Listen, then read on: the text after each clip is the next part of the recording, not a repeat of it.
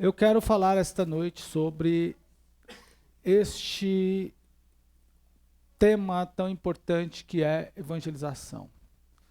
E muitos de nós, e minha pregação hoje vai ser muito incentivadora, porque eu quero passar um desafio para vocês.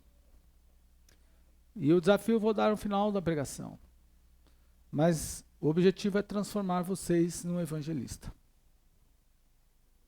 O que é um evangelista? Uma pessoa que evangeliza, por exemplo, é alguém que vai em busca de outrem que não é conhecedor do evangelho, de uma pessoa que não conhece o evangelho, que fala de Jesus para ela, que traz ela para a igreja, que adota essa pessoa para discipular, até que ela se torne cristão. Definitivo. Então, todos nós temos que ter essa missão. O texto de Marcos, capítulo 16, Jesus deu uma missão aos discípulos, e ele falou assim: ide, portanto, pregai o evangelho a toda criatura, quem crer e for batizado será salvo, mas quem não crer será condenado. Não tem salvação para quem não acredita no evangelho. Pode ser bonito, pode ser meu parente, pode ser meu pai, pode ser minha mãe, pode ser meu irmão, pode ser eu. Se não acreditar no evangelho, não tem salvação para ele. Está na Bíblia aí. E não adianta a gente tentar reconstruir a Bíblia. A Bíblia para nós é uma só. Também não vai... Aí ele diz o seguinte: e esses sinais seguirão os que crerem, em meu nome expulsarão demônios, falarão novas línguas, pegarão nas serpentes, e se beberem algumas coisas mortíferas, não lhe fará dano algum. Eu mandei hoje no grupo da igreja aí o pastor que morreu, um dos pastores que morreu picado de cobra, né? Tem as igrejas, tem igrejas pelo mundo que fazem cultos e com serpentes no... Antigamente tinha um programa que eu vou mexer com a memória dos antigos aí, chamado Acredite Se Quiser, com Jack, qual é o nome dele? Esqueci o nome dele lá, Jack alguma coisa. Acredite Se Quiser, naquela ocasião, ele já tinha feito, eu esqueci o nome do cara, mas é Jack alguma coisa. Já tinha feito muitos programas sobre as igrejas que fazem culto com serpentes. Não é disso aqui que o texto está falando. Você vai fazer culto com serpente. Não é? Que nem... Só você dar uma olhada aí no link da igreja, no grupo da igreja do ADMI, que eu mandei aí para vocês verem.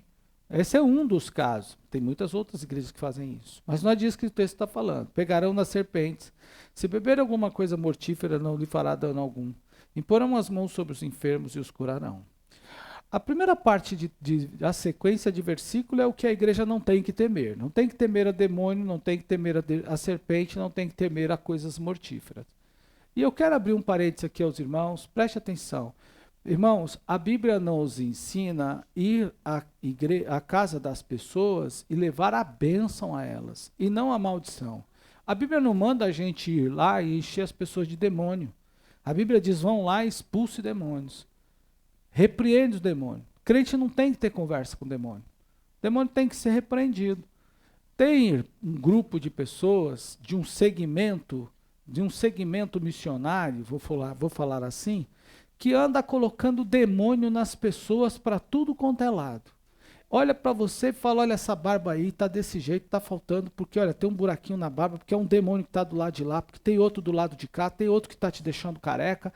Aí o outro vai olha para você e fala assim: olha, meu amigo, esse negócio que tá Adalberto, seu cabelo caiu, porque foi uma mandinga que jogaram, colocaram o seu nome na boca do sapo para você ficar careca e viraram o sapo de boca para baixo, de cabeça para cima, barriga para cima. E aí o crente vai ficando perturbado. Vai ficando perturbado. A Bíblia diz aqui, ó, primeira coisa, vocês não precisam temer a demônios. Segundo lugar, não precisam temer a serpentes. Terceiro, não precisam temer a nada que tenha sido amaldiçoado. Se alguém, então, disser a você, colocar o seu nome na boca do sapo, você diga: coitado do sapo. Ele vai ficar sem comer por um tempo, até que alguém abra a boca dele. Olha, jogaram terra de cemitério na porta da sua casa, amarraram uma galinha e colocaram... Me lembrei da irmã Cida uma vez. Eu preciso contar. Cheguei em casa lá no interior, nós tínhamos uma casa, morávamos numa casa, não tinha portão, casa de Coab. Quando eu cheguei, e não tinha o portão, tinha garagem, mas não tinha portão nenhum. Só não tinha de lado de nada. E aí, quando eu cheguei, encostei o meu carrinho lá, a irmã Cida na janela abriu e falou assim, vai lá no fundo. Sabe, eu entendi. Pô, eu já tenho problema para entender você falar perto de mim. Imagine você falar de uma janela como essa e eu dentro de um carro e a pessoa falando baixo. Vai lá no fundo, vai lá no fundo. Aí eu não entendi nada do que ela estava dizendo. Aí, quando eu cheguei até lá, próximo da irmã Cida, ela falou assim, vai lá no fundo que tem uma galinha. Era uma galinha preta? Era o quê? Era um sapo costurado? Sei lá que cor que era a galinha, ou sei lá que sapo que era. Eu sei que a irmã Cida estava preocupada, mas o sapo, o animal não estava mais lá. O bicho não estava mais lá. Mais uma vez eu arrumei uma briga com um sapo lá na minha casa que deu um trabalho danado o sapo. A irmã Cida lembra disso. Então, irmão, você não tem que se preocupar com nada disso. Não tem que temer a nada disso. Os demônios podem pôr doença? Podem sim. Se são doenças demoníacas, a igreja vai orar e esse crente permanece na presença de Deus e ele será liberto para a glória do Senhor. Tem que estar com medo disso. Eu vou fazer uma campanha, fazer uma corrente, vou fazer não sei o quê, vou fazer isso, fazer aquilo, sobe no morro, pega a nave espacial, vai lá no mundo, vai lá não sei de onde. Irmão, para com essas coisas. Lugar de crente ser liberto é na reunião aqui, ó, no culto com a Bíblia, na oração, na palavra de Deus, é isso aí. O que liberta o crente quem liberta o crente é Jesus. Mas não tenha medo de nada disso. Nem fique perturbado com isso. Eu almoçando uma vez na casa de uma irmã, aí uma irmã que, segundo dizem, na época queriam que eu namorasse e casasse com a filha dela. Eu não sei se isso é verdade, mas essa era a história da época que eu fiquei sabendo depois. E a irmã fez um estrogonofe, irmão. Não sei se vocês aí resistem a estrogonofe, mas dá para parar, fazer qualquer negócio com um estrogonofe bem feito e cheiroso, né? E eu comi com força. E aí, passou uma irmã perto de mim, depois de alguns dias, e disse assim, o senhor comeu um estrogonofe na casa de uma pessoa tal, tal, tal, tal, tal? Eu falei, comi. E ela disse-me, aquilo estava macumbado. A irmã fez uma macumba x assim desse jeito e colocou não sei o quê e amarrou com sangue, com aquela coisa arada toda. Eu falei, menina, mas o negócio estava bom mesmo.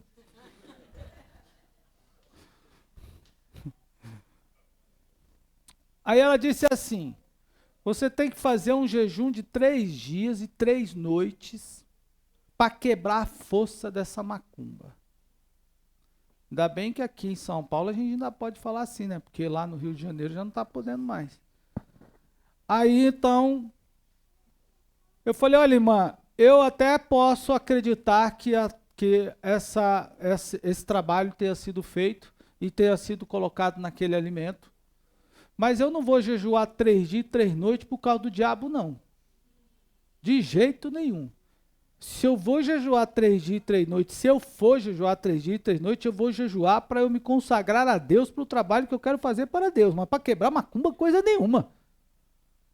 Porque está escrito na Bíblia, se comer ou beber alguma coisa mortífera, não fará dano algum. Eu respondi assim para ela. E ela falou assim, irmão, não está acreditando na palavra de Deus? Eu disse, não, eu acredito na palavra de Deus. aqui está a palavra de Deus. A sua não é a palavra de Deus. Agora, essa daqui é a palavra de Deus. E ela disse para mim assim, ó, nada vos fará dano algum. Ponto, está acabado. Deus falou e acabou. Fechou o assunto. Você pode dizer amém? Nunca tive problema com isso aí. Mas uma vez, estava em casa e chegou um pacotinho para mim de carne de churrasco. Picanha. Eita. E chega no dia da prova, né, irmão? Estava na prova, irmão, em janeiro, aquele dia. E quando eu fui abrir o pacote, o irmão que trouxe, até um irmão nosso trouxe para mim, falou assim, olha, quando foi abrir o pacote, aí o Espírito Santo falou comigo assim, não coma. Então eu falei para o irmão, na lata assim, sem nada, sem pensar em nada, eu falei assim, não vou comer. Porque algo me rejeitou, que eu entendi posteriormente. Me fez rejeição a isso aqui. E eu estava, não sabe aquela comida que dá até derruba a boca de vontade, cheirando. Aí ele falou, sério, pastor? Eu falei, sério. É como se o Espírito Santo estivesse dizendo para mim, para eu não comer. E eu não comi. Ele falou assim, então eu vou comer. Eu falei, fique à vontade. Passado alguns dias, veio uma outra irmã nossa, daqui da igreja também. Falou assim, pastor Marcos, o senhor comeu uma carne que foi enviada para o senhor no final de semana passado? Eu falei assim, não. Um pacotinho que chegou no papel de alumínio? Eu falei, não. Na hora que eu peguei, foi como eu senti uma rejeição. Foi como se Deus dissesse a mim, não coma. Ela falou assim, graças a Deus. Eu falei, por quê, irmã? Ela falou assim, vou contar para o senhor. Eu estava naquele churrasco. E conforme a irmã cortava o churrasco, embrulhava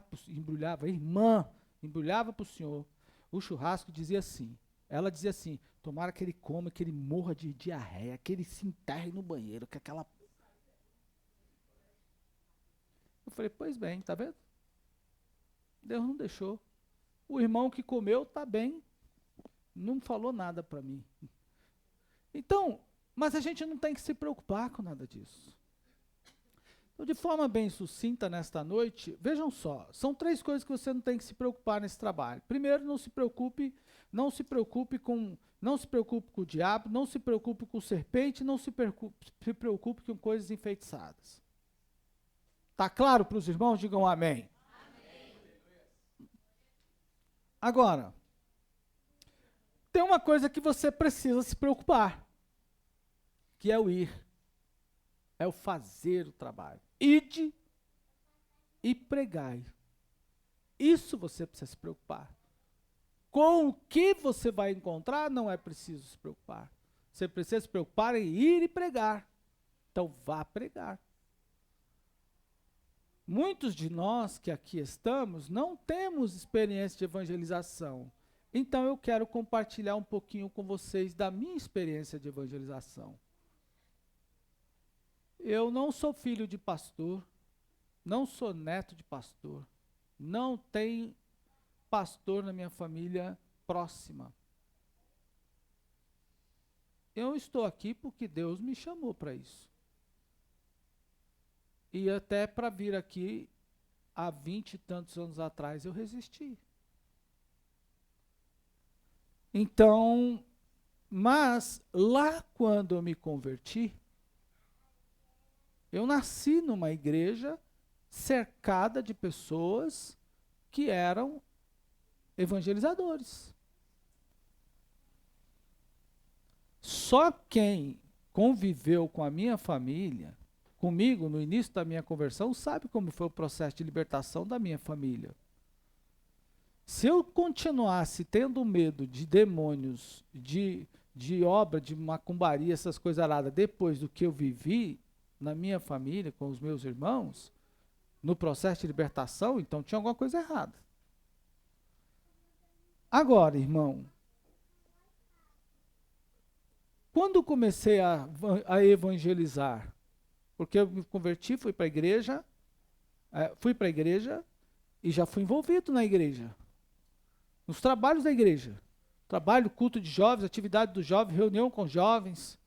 Era reunião com jovens o tempo todo. Domingo de manhã a gente se reunia para orar. Não tinha escola bíblica na igreja que eu me converti. Não tinha escola bíblica. Era reunião de oração de manhã.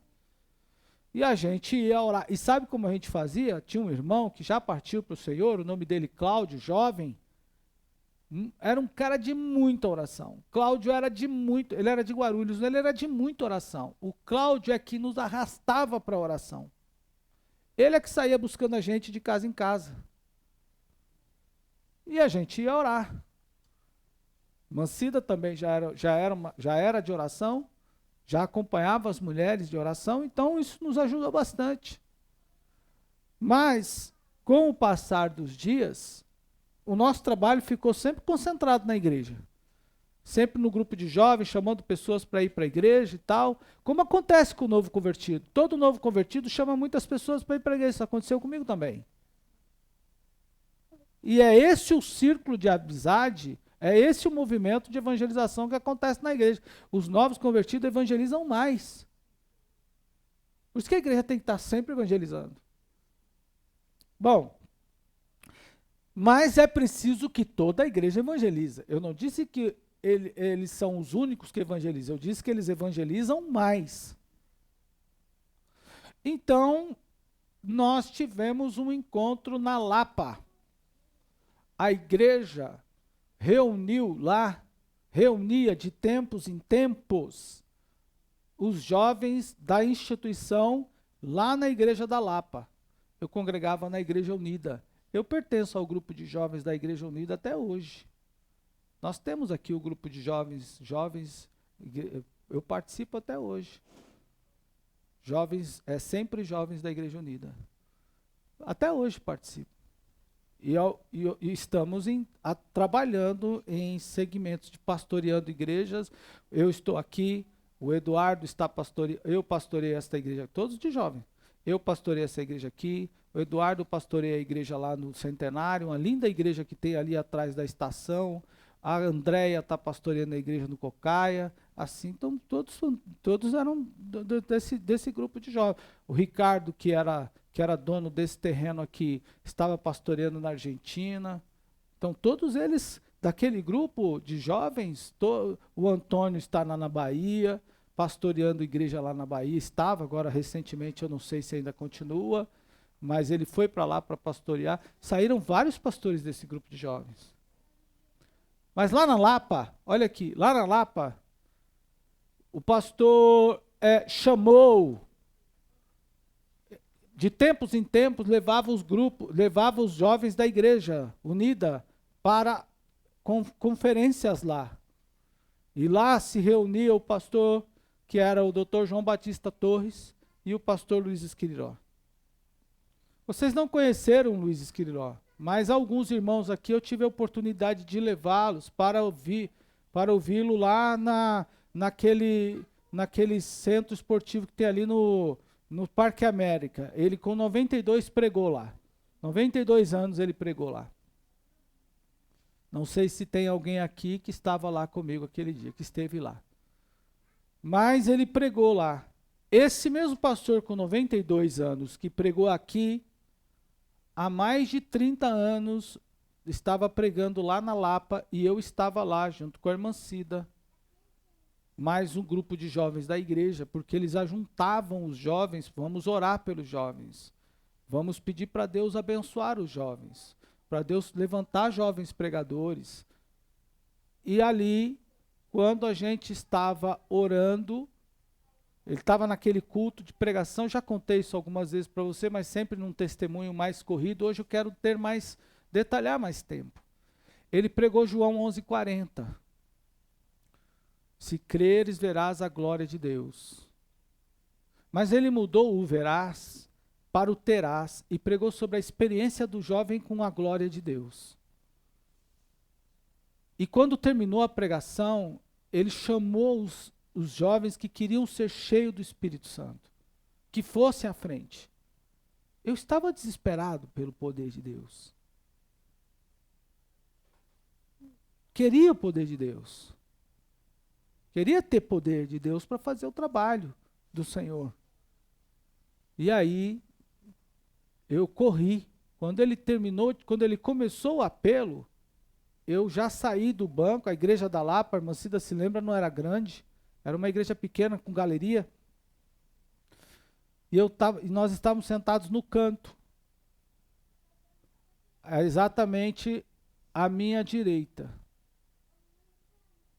E aí eu saí do banco de onde estava e o corredor era estreito, a igreja era estreita. E quando me deparei com um sujeito que também tinha descido da galeria. E eu sempre achei que tinha que ser o primeiro. Eu sempre achei que esse negócio, vem irmão. Então o pastor fazia o apelo, eu já corria logo. Quero lá saber do segundo. Vai que Deus só tem a benção para um. Eu sempre pensei, vai que Deus só tem a benção para um naquela noite. E o segundo que fique sem. Eu queria a benção, eu queria o poder de Deus. Hoje a gente chama, vem jovem, ele fica como se, sabe, às vezes insistindo. E aí, quando o pregador João Batista Torres pregou aquilo, junto com o Esquiló, ele falou, agora os jovens que querem ser cheios do Espírito Santo, levante-se, vem para cá, eu já corri. Quando corri, encontrei um cara, e o cara era mais forte que eu, e eu magrinho. O cara mais forte que eu, ficou uma disputa entre nós dois, sabe, num corredor pequeno, ele chegou primeiro. Ok. Ele chegou primeiro, parece que aquilo foi um trauma. Porque quando ele chegou, o pastor impôs a mão na cabeça dele, o cara, caiu desmaiado no chão e subiu para o púlpito, e o púlpito era alto. O pastor orou por ele e subiu. Falei, tá vendo? Falei, não, volta aqui. Não, volta. Saí correndo atrás dele. E ele voltou-se, o pastor Torres voltou, e quando ele voltou, ele levantou a mão sobre mim, tomei um impacto tão forte no peito, que caí no chão e comecei a gritar.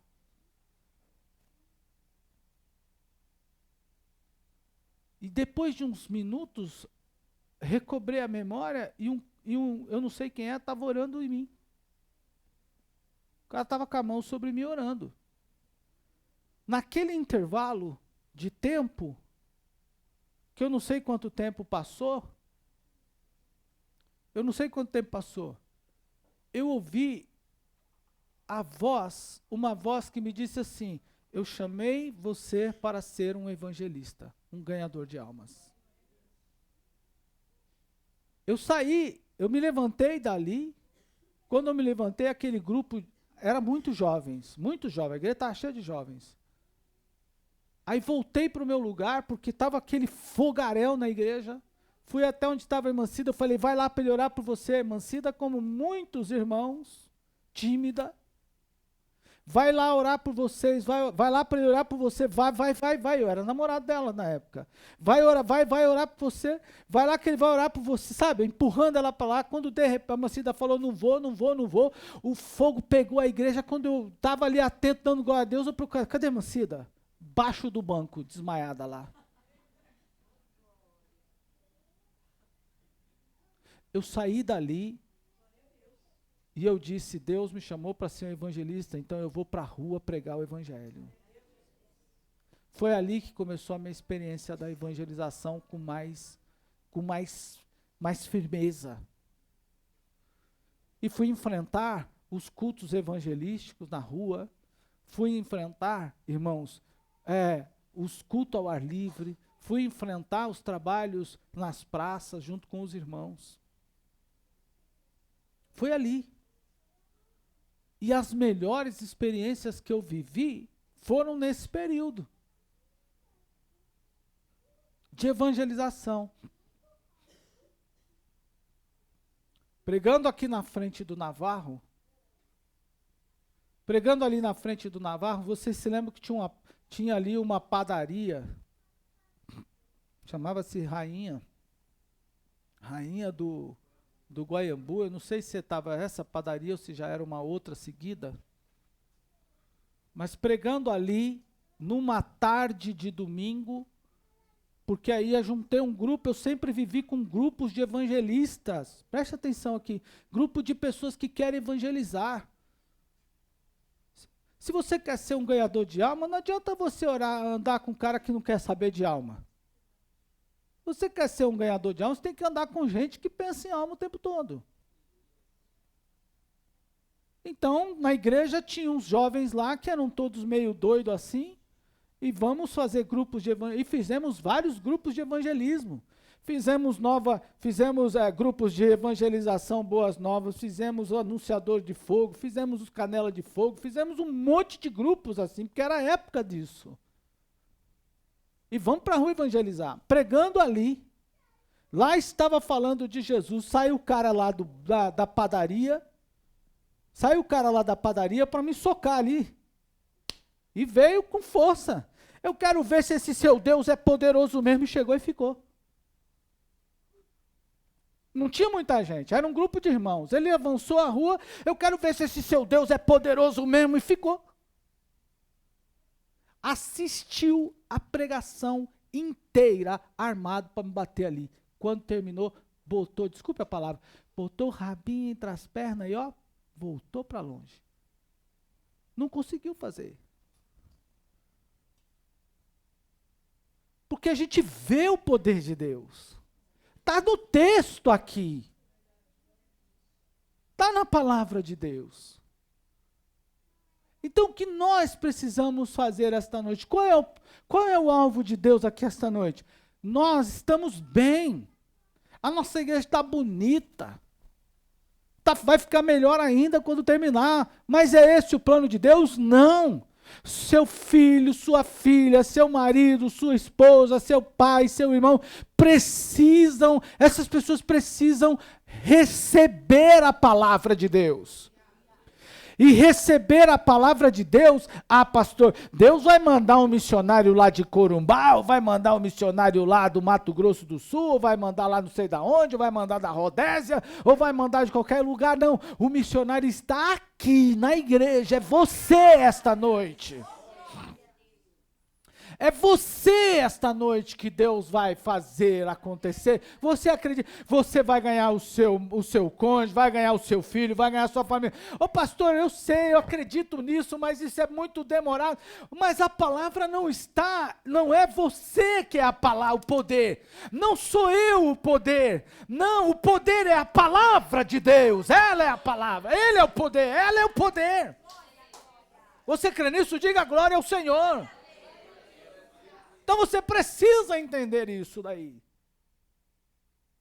Nós vivemos experiência na nossa juventude que o pastor não estava lá para resolver.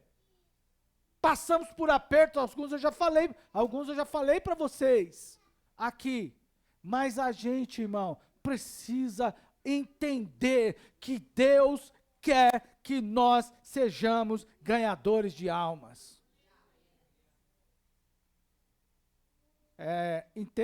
Naquele tempo, era muito comum, a gente evangelizava com um panfletinho assim, onde você vai passar a eternidade? 5 minutos depois que você morrer, onde passará a eternidade? Onde passarás a eternidade? Era um panfleto assim. O meu primeiro grupo de evangelização foi composto por mulheres do círculo de oração. A irmã Vilma já partiu para a eternidade. A irmã Ana já deve estar acima dos 70, já quase 80. Essas mulheres. A irmã Sebastiana, que já tinha naquela época os seus quase 70 anos, acompanhava um jovenzinho lá na igreja, que no domingo de tarde a gente ia evangelizar. Fiz culto onde é a casa, próximo ali onde é a casa do Fabinho, se não em frente. Dirigimos ponto de pregação, eu e a irmã Cida lá, toda terça-feira. Tínhamos ponto de pregação ali naquele lugar. Dirigíamos ponto de pregação lá no Malha, eu e a irmã Cida. Dirigíamos ponto de pregação lá no Veleiros. Na época nós éramos namorados, envolvidos com a obra de Deus. E quantas experiências nós não vimos Deus fazer? Quantas almas não vimos Deus salvar? A minha vida. Eu vi Deus operar na casa dos meus pais. As minhas irmãs todas envolvidas no candomblé, na umbanda, eu não sei qual era a ramificação dele. Mas eu vi Deus operar lá.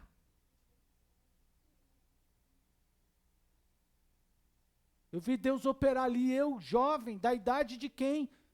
Quantos anos tínhamos naquela época? Sei lá, 15, 16 anos. Vamos fazer um culto lá na casa dos meus pais. Irmão, e lá o negócio era quente também. Era trabalhos que minhas irmãs faziam de 3 anos, por uma ou por 2 vezes, participei. Tivemos que segurar o bode para ela cortar na garganta ali. Dormi em cima, tinha um cômodo no fundo da casa do meu pai, que era uma edícula, aquele bode, aquela cabeça degolada, cheio de punhal, cheio de coisa, era colocado tudo ali, ficava lá no quarto chocando sei lá quantos dias. Aquilo dormiu, passava um dia debaixo da minha cama, um dia da parte do outro, um dia da parte do outro.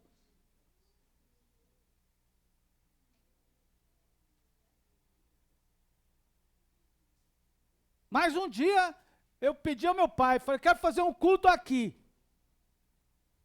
Chamei a irmã Cida e o Rubens. Jovem, que hoje faz tempo que eu não vejo, mas ele teve alguma dificuldade que não me convém dizer. Vamos jejuar 15 dias, até 15 para meia-noite, todos os dias. Só uma refeição, 15 para meia-noite. Vou pedir ao meu pai, para deixar eu fazer um culto aqui. E ele vai chamar toda a família. E aí o pau vai torar. Já tinha passado por outra experiência. Fomos lá. 15 dias. Só foi eu, Mancida e o... Olha, eu com uns 15 anos, 16, eu não sei. O Rubens é quase a mesma idade que eu. E a Mancida também, adolescente. A Mancida 2 anos a mais que eu. Ela tem 2 anos a mais que eu. Não tinha o pastor, não tinha o missionário, não tinha ninguém. Quando cheguei lá, pensei, meu pai não vai chamar ninguém. Chamou todo mundo. Estamos lá. Família toda na sala reunida ali. Sabe quando você faz o desafio e diz assim, não vai ter ninguém, então vou ganhar pro WO. Não é? Não. O paizão chamou todo mundo. A minha mãe também era do comando. Peraí, deixa eu falar, né? A minha mãe tinha comando. Peraí, deixa eu corrigir a fala, senão você vai pensar coisa estranha. Vamos lá, irmão. O paizão sentado lá, ó. Ele falou para mim que tá me assistindo agora, né? Falei, agora eu tô te assistindo pregar lá. Se ele estiver me assistindo, eu tô falando daquele dia lá, pai. O paizão tá lá sentado, todo mundo sentado no sofazão, aquela coisa, ele chamou filho, filha, cunhado, chamou genro, nora, noro. Irmão, vamos começar a oração aqui. A gente já tinha jejuado 15 dias. Aí começamos um culto. Vamos cantar um hino. Nenhum de nós éramos cantores. Cantamos um hino. Cantamos outro. E vamos no canto. Vamos cantando aí para ver o que dá. É, não é? Sabe quando o coração vai... Aquela oração, Jesus não deixa manifestar demônio aqui não.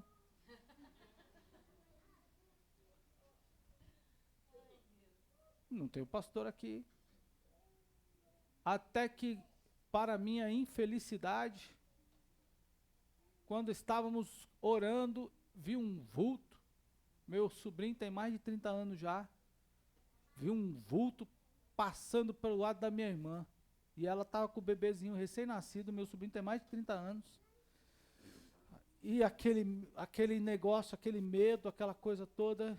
Eu falei assim, Marlene, me dá aqui o seu menino um pouquinho. Lembra disso, Mancida? Me dá aqui o seu menino. Deixa eu segurar o seu menino um pouquinho. Quando eu segurei, ela pum, capotou endemoniada no chão. Aí foi a outra, aí foi aquela coisa arada de gente caindo endemoniada. Eu falei, tá, meu Deus do céu. Tenho o que fazer. Olhei pro irmão Rubens. O Rubens era cheio de Deus. Ele era um menino cheio de Deus. O Rubens começou a pular e sapatear e falar em outra língua. Olhei para a irmã Cida, glória a Deus, aleluia, glória a Deus, aleluia, glória a Deus. glória a Deus, aleluia, glória. E sobrou, só tinha nós três.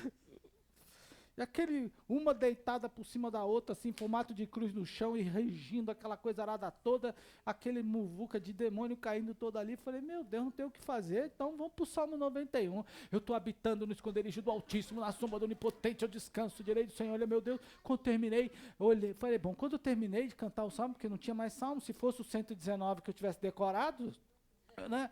Aí quando eu terminei de cantar o Salmo, que era uma música que a gente cantava na época, eu fui aí, veio coragem. Aí eu peguei a minha irmã e falei, Marli, levanta, tudo bem, fala comigo assim, Jesus vem em carne, para na carne fazer as obras do diabo. Aí ela falou comigo, depois a outra falou comigo, falei, agora sim, agora pronto, agora quero sair por aí já expulsando demônio para tudo quanto é lado, porque foi na minha casa, foi na casa dos meus pais, eu tinha orado a Deus, para Deus me honrar ali. Irmão, olha, lá tinha ido já Silvanes, lá já tinha ido um monte de gente fazer culto lá, irmão, e Deus operou em todas as noites, tinha ido pastor Luiz, tinha ido minha sogra, Deus operou, todas as pessoas que foi lá, Deus operou, mas aquela noite foi extraordinária para a minha vida, porque Deus me abençoou ali para a glória de Deus. Olhe para mim, o mesmo Deus também vai te abençoar na sua casa. Você crê nisso? Diga glória ao Senhor. Portanto, ide, pregai o evangelho para todas as pessoas, anuncie o evangelho. Ah, foi a conta que eu comecei então a entrar dentro daquela casa do meu pai, irmão. E todas as semanas que eu entrava lá, vinha na vigília, eu entrava guerreando contra os demônios. Essa casa aqui será uma casa onde vai se haver o culto, onde se haverá a palavra de Deus. A minha família vai chegar à igreja, vai conhecer Jesus. E meu pai deixou e eu enchi a casa de culto para a glória de Deus. Tem que ser assim. Pode ser diferente. Às vezes a gente se preocupa achando que nós não somos ninguém nesse sentido. Na verdade, não somos mesmo. Eu não sou, mas aquele que me chamou para fazer é. E ele disse, você não vai fazer no seu nome. Não é no teu nome, Marcos, que você vai fazer. É no meu nome, disse Jesus. E eu não estou aqui no meu nome, eu estou aqui no nome dele. E eu não estou dizendo que eu vou transformar vocês em evangelistas. Eu estou dizendo aqui, no nome de Jesus, vocês hoje serão chamados de evangelistas.